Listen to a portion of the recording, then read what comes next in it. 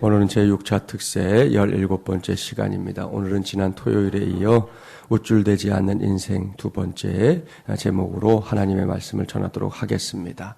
오늘 주신 말씀은 지난 토요일에 전했던 말씀에 바로 이어지고 있는데요. 본문 7절 함께 봉독해 보겠습니다. 7절입니다.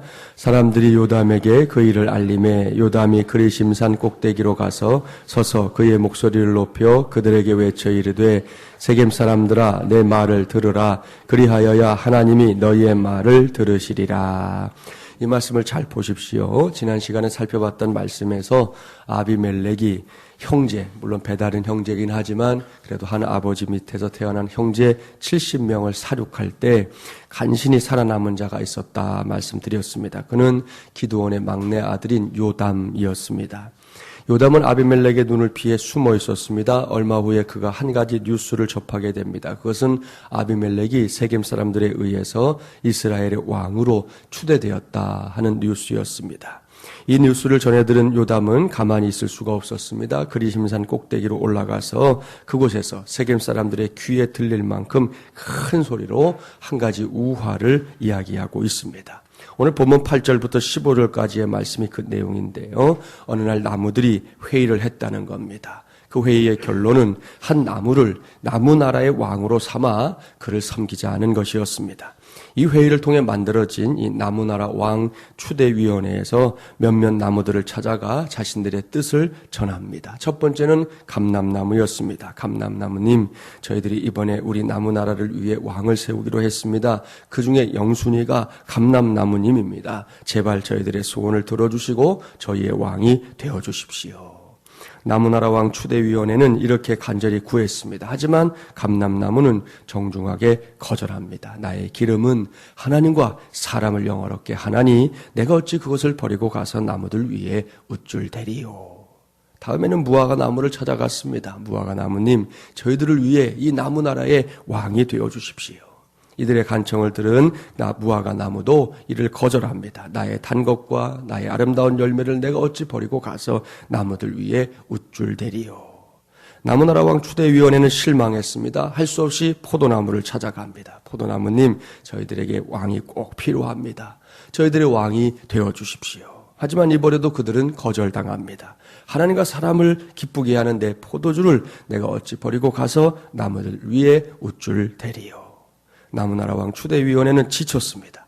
이제는 마지막이다 생각하고 가시나무를 찾아갔습니다. 가시나무님, 우리 나무나라의 왕이 되어주십시오. 이때 가시나무는 기다렸다는 듯이 그들의 요구를 수락합니다. 그런데 그 분위기가 심상치 않지요? 만일 너희가 참으로 내게 기름을 부어 너희 위에 왕으로 삼겠거든 와서 내 그늘에 피하라. 그러지 아니하면 불이 가시나무에서 나와서 레바논의 백향목을 사를 것이니라. 한마디로 말하면 너희들 앞으로 내 앞에서 까불면 죽는다는 것입니다. 위협적입니다. 공포정치 하겠다는 겁니다. 자신을 왕으로 세운 이들을 아끼고 사랑해 주는 것이 아니라 그들 위해 군림하고 그들의 생명줄을 잡았다 놓았다 하겠다는 겁니다. 여기서 우리는 교훈을 받아야 합니다. 그것은 지난 시간에 이어 우쭐대지 않는 인생을 살아야 한다는 것입니다. 가시나무 이전에 왕위를 사양했던 나무들이 한결같이 말한 것이 그것이잖아요. 모든 나무들이 몰려와서 제발 우리의 왕이 되어달라 했지만 그들은 단호합니다. 내가 어찌 나무들 위에서 우쭐대리요. 이것이 그들의 단호한 의지입니다. 하지만 가시나무를 보십시오. 그는 우쭐대는 인생의 주인공이 되고 있습니다. 이러한 가시나무를 보고 있으면 우쭐대는 인생의 특징을 알 수 있습니다. 지난 시간에도 한 두어 가지 말씀드렸지만 오늘 말씀에 나오는 분명한 특징, 그것은 쉽게 사람들의 여론에 흔들린다는 것입니다.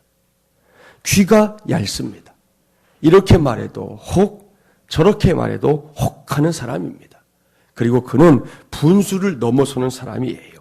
아무리 왕이라 한들 자신이 할 수 있는 일이 있고 해서는 안 될 일이 있는데 마치 자신이 무소불위의 권력을 가진 것으로 착각하고 있습니다. 하다 안 되면 사람들의 생명까지도 짓밟을 태세입니다. 이렇게 우쭐대는 인생에게는요, 사람들이 모이지 않아요. 잠깐은 사람들의 지지를 받을지 모릅니다.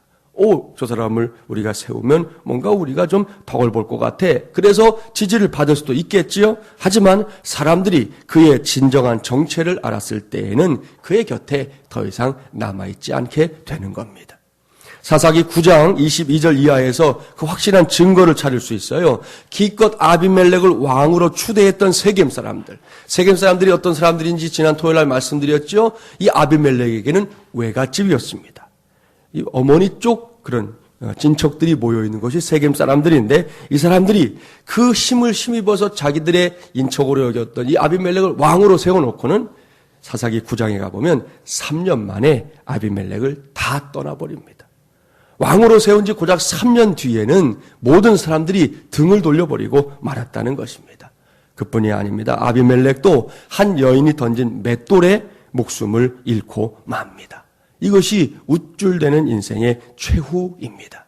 그러나 우쭐대지 않는 인생은 어떻습니까? 감람나무, 무화과나무, 포도나무에게는 공통점이 있어요. 그것은 지금 자신에게 주어져 있는 역할, 자신의 위치, 자신의 사명을 귀하게 여기고 그것에 최선을 다한다는 것입니다. 설사 어려움이 있고 고난이 있고 때로는 아픔이 있어도 그 자리를 견고하게 지켜내는 사람. 여러분, 문제가 있을 때마다 자리를 뜨는 건 누구나 하는 거잖아요. 그거 말고 어려움이 있어도 아픔이 있어도 내게 주어져 있는 역할에 최선을 다해서 그것을 지켜내는 사람, 이런 사람이야말로 우쭐대지 않는 인생입니다. 감람나무를 보십시오. 그는 왕이 되는 것보다 기름을 만들어서 하나님과 사람을 영화롭게 하는 일이 내게는 더 중요하다, 그렇게 여기고 있었습니다. 무화과나무는 아름다운 열매를 맺는 일이 왕이 되는 것보다 더 중요하다 생각하고 있습니다. 포도나무 역시 마찬가지. 자신의 열매로 하나님을 기쁘시게 하고 사람들을 기쁘시게 하는 것보다 더 귀한 것이 없음을 알고 있습니다. 그들은 지금 자신들의 서 있는 자리를 최고의 자리로 압니다. 그곳에서 할 수 있는 것이 있다는 것을 기쁘게 여기고 있습니다. 그래서 최선을 다합니다. 물론 이렇게 산다는 것이 쉽지만은 않아요. 때때로 예상하지 못했던 어려움을 만날 수도 있습니다. 헤쳐나가야 할 과제들도 있습니다. 그 과정에서 어떤 아픔을 겪을 수도 있지요. 그렇더라도 그것들을 모른 척하지 않는다는 것입니다. 아픔을 감수하고서라도 자신의 사명을 감당합니다. 이것이 우쭐대지 않는 인생으로 사는 길입니다. 그래서 이런 인생들은 반드시 이 영향력을 발휘합니다. 그와 같은 삶을 사는 것만으로도 이미 위대한 인생의 주인공이 되어 있는 것이죠. 여기서 오늘 이 새벽에는 이 아픔이라는 단어를 좀 더 깊이 생각해 보려고 합니다. 저와 여러분이 이렇게 함께 신앙생활을 하고 있는데요. 함께 신앙생활을 하는 사람들을 이렇게 살펴보면 크게 한 두 부류 정도로 나눌 수가 있어요.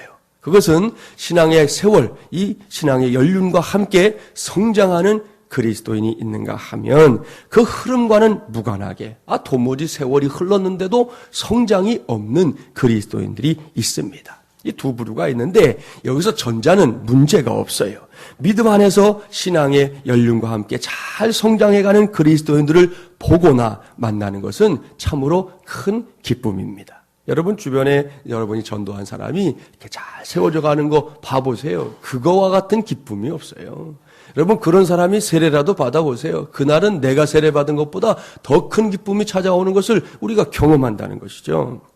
지난 3월 셋째 주일에 우리 교회에 등록한 자매가 있습니다. 저 뒤에 사진이 지금 붙어 있는데 이 친구는 원래 교회 그러면 막 도리질을 하던 그런 친구였습니다. 그런데 이 남자친구인 형제, 이제 어머니가 너희들 앞으로 뭐 결혼이라도 하고 그럴 생각이면 예수 믿어야지 절대로 예수 안 믿고는 안 된다. 그렇게 아주 그냥 막 크게 이야기를 해놓으셔가지고 이 형제를 따라 이제 우리 교회에 처음으로 오게 된 그런 경우였어요. 이제는 한 2달 이상 우리 교회에서 예배를 드렸고요. 이제 셋째 주일에 등록까지 마쳤습니다. 남친 형제를 통해 들으니까 요즘에 이 자매가 이 신앙과 관련해서 궁금한 게 아주 많아졌다는 거예요. 그래서 자꾸 뭘 물어보는데 묻는데 이제 자기가 대답을 해주긴 했는데 이게 대답할 게 자꾸 떨어져 가고 있어가지고 걱정이라는 거예요. 아무튼 자꾸 묻는 게 생겼다. 주일에 설교 말씀을 듣다가도 이런저런 궁금증이 생기면 형제에게 묻는다는 거예요. 그뿐이 아닙니다. 제가 봐도요, 이 2부 예배 오거든요. 2부 예배 오는데 이 자매가 예배하는 태도가 너무 좋습니다. 저는 그래서 신앙생활을 원래 하던 사람인가? 처음에 그렇게 생각할 정도였어요. 너무 예배를 집중해서 잘 드리는 거예요. 어제도 뭐 마찬가지 말할 게 없었어요. 어제는 또 지난주보다 더 집중해서 예배를 드리더라고요. 아무튼 등록하던 주일에도 말씀을 듣다가 고개를 끄덕끄덕 하면서 남친에게 뭐라고 이렇게 말을 건네는 모습을 제가 봤어요. 설교하다가도 보이잖아요. 설교자로서 보면 저 사람들이 지금 설교를 어떻게 듣고 있는가 이렇게 보이는데, 지난 주간에 이제 그 남친 형제를 만나서 식사를 할 기회가 있었는데 그때 그 형제가 그러더라고요. 그날 설교 말씀을 듣다가 이 자매가 듣기에 자기들에게 해당되는 어떤 말씀이 있었다는 거죠. 그 말씀을 듣다가 이 자매가 그야말로 냉큼 아멘 하더라는 거지요. 근데 거기서 끝났으면 또 그냥 별게 아닌데, 그러더니 형제의 옆구리를 찌르면서 말하더래요. 오빠는 왜 아멘 안 해? 참, 자기 혼자 아멘 하는 것도 아니고 자기 남자친구 옆구리를 찔러가면서 오빠는 왜 아멘 안 해? 목사님 말씀이 우리 얘기잖아. 그러면서 아멘을 하라고 해가지고 이 형제가 엉겹결에 자기도 아멘 했다는 거예요. 참 감사한 일입니다. 이 자매가 요즘 이렇게 변하고 있어서 이 형제가 그러더라고요. 자기가 하여튼 미천에 떨어졌으니까 조만간 식사 자리를 마련할 테니까 그날 네가 목사님한테 궁금한 거 다 물어라 그랬대요. 그래서 제가 지금 답을 잔뜩 가지고 한번 만나줘야 되게 생겼어요. 얼마나 감사한 일입니까? 할렐루야. 이런 경우는 문제가 없다는 거예요. 그렇게 신앙이 자라가고 있는 사람은 고민이 없어요. 아무리 궁금증이 많아도 그 궁금증에 대한 답을 찾으면 찾는 만큼 성장합니다. 그러니까 문제가 없어요. 문제는 오랜 신앙생활을 했음에도 불구하고 여전히 어린아이 같은 사람들이에요. 이 사람들이 문제예요. 이 사람들이 고민이에요. 어린아이 같은 그리스도의 특징이 뭐냐? 그것은 시기와 분쟁입니다. 성경 찾아볼까요? 고린도전서 3장 3절. 외워놓기도 쉽죠? 고린도전서 3장 3절, 신약 265쪽.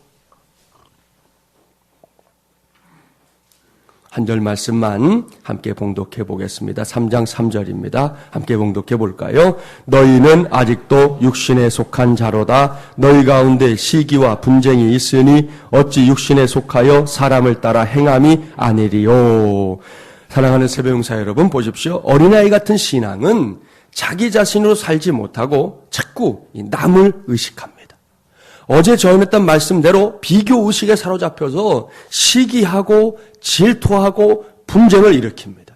이런 사람들은 자기 성장에 대한 확신이 없기 때문에 어떻게 하냐 하면 할 수만 있다면 남을 깎아내리려고 합니다.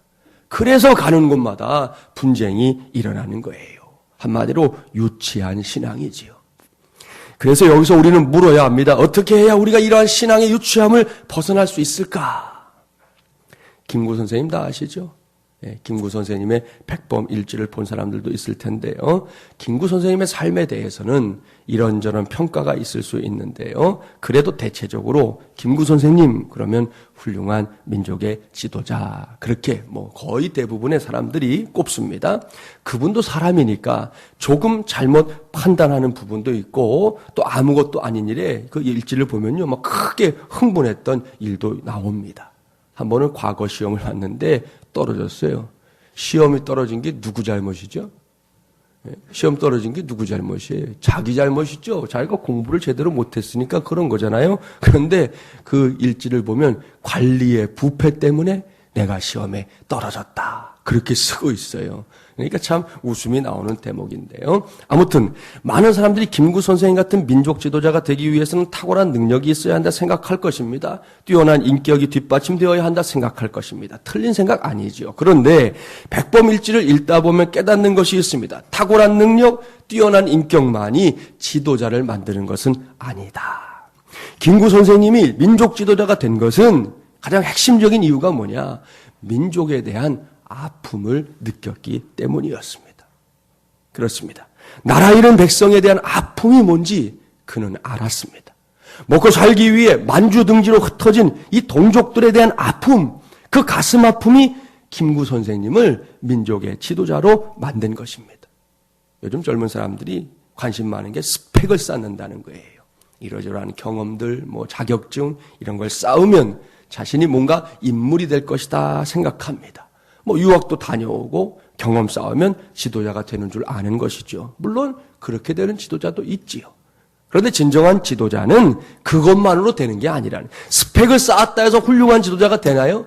여러분, 지금 국회에 가 있는 사람들 가운데 스펙만 보면 어마어마한 사람이 한둘이 아니에요. 근데 그들이 지금 우리에게 훌륭한 지도자 노릇을 하냔 말입니다. 스펙만 가지고는 훌륭한 지도자가 되는 게 아니라는 것이죠. 그게 갖춰졌다 해서 인물이 나오는 게 아니라는 것이죠. 지도자는 아픔을 느낄 줄 알아야 지도자가 되는 겁니다. 아파하는 사람만이 백성을 진짜로 이끌 수 있는 거예요. 지금까지 전 세계 지도자들 가운데 이미 지나간 사람도 그렇고 지금 지도자 역할을 하는 사람들 가운데 손을 꼽는 사람들을 보시라는 거예요.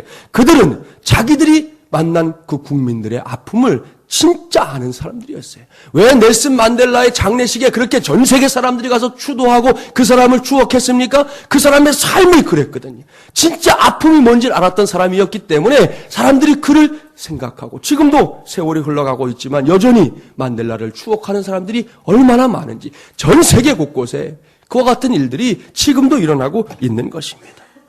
효자도 마찬가지예요. 언제 효자가 될까요? 부모의 아픔을 가슴으로 느낄 때 효자가 나옵니다. 김구 선생님의 일화 가운데 유명한 일 아실걸요? 50세가 넘은 김구 선생님을 어머니가 화가 나셔가지고 회초리로 때렸습니다. 그때 회초리를 맞던 김구 선생님이 갑자기 눈물을 펑펑 흘렸어요. 왜일까요? 회초리 맞은 자리가 아파서 울었을까요? 아니요. 예전에 비해 어머니의 힘이 너무 많이 빠져버렸다는 것을 알고는 크게 마음이 아파서 울었습니다. 내가 어렸을 때는 우리 어머니 회초리 맞으면 아파서 울었는데 지금은 어머니가 힘껏 때려도 하나도 아프지가 않은 거예요. 우리 어머니가 힘이 빠지는 그런 세월이 흘렀다는 거에 대한 아픔을 느껴서 김구 선생님이 회초리를 맞다 말고 펑펑 울었다는 이 유명한 일화입니다. 그렇게 아픔을 이해하는 사람이 진짜 효자가 되는 것이죠.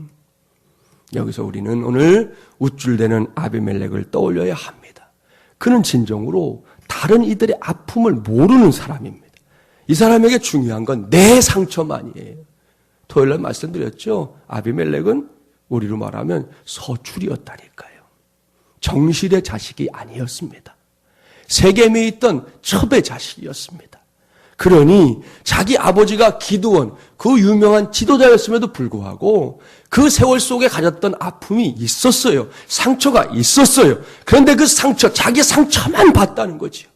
내 상처만 보고 다른 사람의 아픔을 이해하지 못하니까 결국은 자기들의 형제를 도륙시키고 그리고 자기가 왕이 되는 그런 엉뚱한 선택을 하고 말았다는 것입니다. 그런 사람이 단지 기드온의 아들이라는 명분만 가지고 왕이 되었으니 그 왕위가 오래 갈 수 있겠어요? 3년 만에 그 자리에서 결국은 떨어지고 만 것입니다. 기가 막힌 일이지만 문제는 이렇게 아픔을 모르는 사람이 지도자 행세를 할 때 그 시대에는 어둠이 찾아온다는 사실입니다. 이런 관점에서 우리 그리스도인들에게 속삭이는 마귀의 유혹이 있습니다. 그것은 우리를 자꾸만 이 어린아이의 상태에 머물게 하는 것입니다.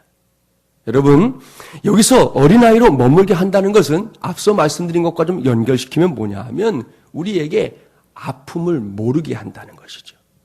다른 사람의 아픔을 이해하지 못하게 한다는 것입니다. 예수님은 아무든지 나를 따라오려거든 자기를 부인하고 자기 십자가를 지고 나를 쫓을 것이니라 말씀하셨잖아요. 여기서 자기 부인이라고 하는 것은 아픔을 품는 것입니다. 다른 사람들의 아픔을 내 것으로 소화해서 품어가는 것이죠. 자기 십자가를 진다는 것은 자기 연민에 빠져라 그런 말이 아닙니다. 남의 아픔 때문에 우는 통곡도 할 줄 알아야 된다는 것이죠. 그게 진짜 십자가입니다. 왜요? 예수님의 십자가가 그랬잖아요. 예수님의 십자가가 예수님의 아픔 때문에 진 십자가입니까? 아니요. 이 모든 인생들의 아픔 때문에 짊어진 십자가가 예수님의 십자가입니다. 그렇다면 자기 십자가를 진다는 것은 그저 내 연민에 빠져서 내 신세 보면서 타령이나 하고 앉아있으라는 의미가 아닌 것이죠. 이 세상에 많은 아파하는 사람들이 그것을 내가 끌어안고 함께 신음하면서 걸어가는 그 길이 십자가를 지고 걸어가는 길이라는 말씀입니다. 따라서 그 아픔을 모르면 죄송하지만 그분은 아무리 겉사람이 나이를 많이 먹었어도 여전히 영적으로는 어린아이일 뿐입니다. 어린아이들은 아픈 걸 싫어하잖아요. 요만큼만 아파도 으악 하는 게 아이들입니다. 참지 못합니다. 그래서 어린아이들과 어른의 차이가 나오는 것인데 영적으로도 마찬가지입니다. 아픔을 모르는 사람은 영적인 유아예요. 그러나 그 아픔을 아는 사람은 영적으로 성장해가는 사람인 것을 우리 모두가 꼭 기억해야 할 것입니다. 사랑하는 세배용사 여러분, 아비멜렉이 그런 사람입니다. 그렇기 때문에 어린아이처럼 우쭐대는 걸 이렇게 좋아했던 겁니다. 그리고 그 우쭐댐이 결국 그의 인생을 망하는 길로 인도하고 말았습니다. 이제는 우리 차례입니다. 우리는 아비멜렉이 걸어갔던 그 길 걷지 말아야 합니다. 우쭐대는 인생처럼 어리석고 유치한 인생이 없습니다. 교회 안에서도 하나님께서 여러분에게 어떤 역할을 맡겨주시든지 간에 우쭐대는 건 그거는 참 꼴불견이 되는 거예요. 하나님이 주신 어떤 직분이든 그 직분은 섬김의 직분입니다. 절대로 여러분을 위해 군림하라고 주신 직분이 아닙니다. 이제 곧 우리가 두 번째 임직식을 합니다. 첫 번째 임직식 때 우리 교회는 처음으로, 저도 제가 목회하기 전이나 후 다 통틀어서 처음으로 우리 임직식 때 세족식을 해드렸어요. 이번에도 할 겁니다. 그 의미는 우리에게 주신 직분이 섬김의 직이라는 것을 평생 잊지 말라 하는 의미로, 그런 다짐으로 했던 일이었습니다. 그저 겉으로 보이는 이벤트가 아닙니다. 주님의 마음을 우리의 삶으로 옮겨오는, 우리의 헌신을 다짐하고 섬김을 다짐하는 자리인 것이죠. 그런 사람들이 존경받는 교회, 그런 사람들이 인정받는 교회, 꼭 우리 교회가 되기를 바랍니다. 앞에 세워져 있는 분들이 그렇게 가면 그 뒤에 세워질 분들도 그 길을 가는 거예요. 앞에 세워져 있는 사람들이 자꾸 군림하는 걸 좋아하기 시작하면 그 교회는 계속해서 그런 사람들만이 세워지는 교회가 될 거라는 것이죠. 이제 우리가 1기 임직 마쳤고 이제 2기째입니다.